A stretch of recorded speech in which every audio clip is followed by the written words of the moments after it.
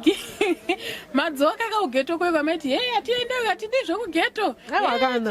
Dzane sakarenti. For a short time. Kutara chokwadi yakuremera. Ndingangoda iwe andimbokuvanzewo. Nangoti ndinguwena mwana wanga. Ambo experience life emgeto kwakakurira mama so. Mwana wako yanti ndiwe wena uchiti, atembinone kugeto ningwane madziwa. Chichichi wakamuvharira moti ena zvaruzvigona sei? Saka ndazomunza kuno kaposi ndaona tizoni ndiwemubatirira ka she's too closed up. But akauya akambo experience ka life kemunhu makaona kuti vamwe vanorarama sei. Lemon. Unaona kuti chika dai wakaziva ukaextendera mhei vako kakuhosika wako at least wedzoka uchisvogara pakanaka handiti aiwa ndine stendi kandi kuvavakira stendi ipi tibviroko sika zvinokuvavakira zvino zvawakasaroja mukicheni ukurara paikoeshe kumba pasheya mari yesekumba handimiedzo bvepapanhu ane mari watenga handimiedzo nongomhenya kumba kandobva notora mari yako hapanapo usina kubhadhara handiti 50 ne30 hapana chinhu chiri kubva pano chisina kubhadharwa iwe usatombonditira medzo kubva maflansi kwairoja kuya uzoda nditira medzo panapa zvino manje ini ndanga ndoda kuichinjisa kandibhadhare fizi yemwana but ameno totongondiretera dzosera zvako zuda rako iro handidi iwe uzizoti haichashanda mari yako zuda iwe dzosera zimari rako iro haichatenga chinhu iyoyo green ndo yauri kuti zuda ndokupei mari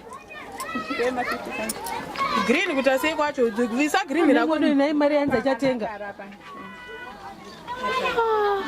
handisi kuda medzo newe mane bari mari nevalue value yekuti aseko yakataurwa nzi ichashanda ichatenga chinhu mari isingachinda kuti haichashande mari yako chizuda icho musadaro amana uda ndizonoodha ne handisi kuda mari yako sombodenda handisina medzo futi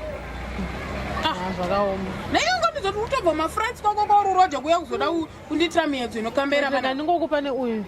magi handisi kuda zvimari zvemufoni magi uda wai kuzondiedzerewo mari saka mari chinotenga ndeipo dai ndangokutumidzira mari chaiyo mari yaunoziva kuti mari inotenga mari yemafoni handidi ndobatwa zvimapesendeji zvakawandisa ayewa no handisi kushandisa dzimwe dzisedzedzeyaika ndikushandisa mycash iwe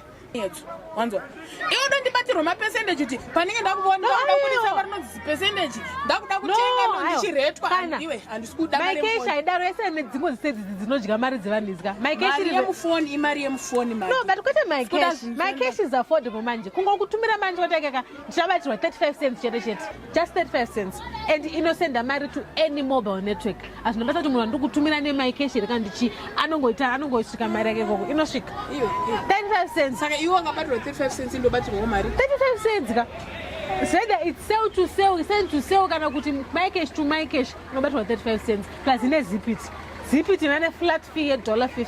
azvinobasa kuti iamount yipi yandiri kutumira munhu whether it's 500,000 kana 1,000 kana $500 iwe urunza zipiti $50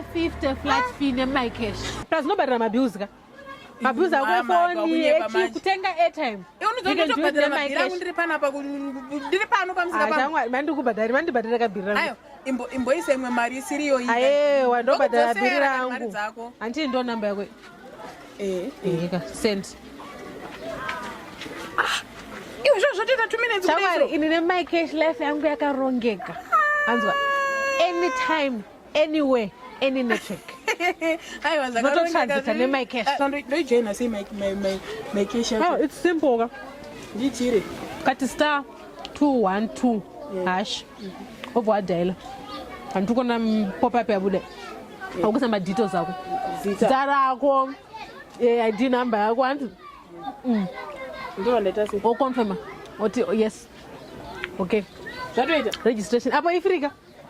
apana mari ndizotobatira registration is free nemycash watopinda so saka mycash yakarongeka vakutoshandisa anytime any place any network mycash saka ndimboya ndimokupisa zvino mycash kandapedza ozokera zvangu hanji but usanyara kwa usiri wega wakadzoka kugeto kakuru kenyu kakawanda kudai sewadzoka kwana mama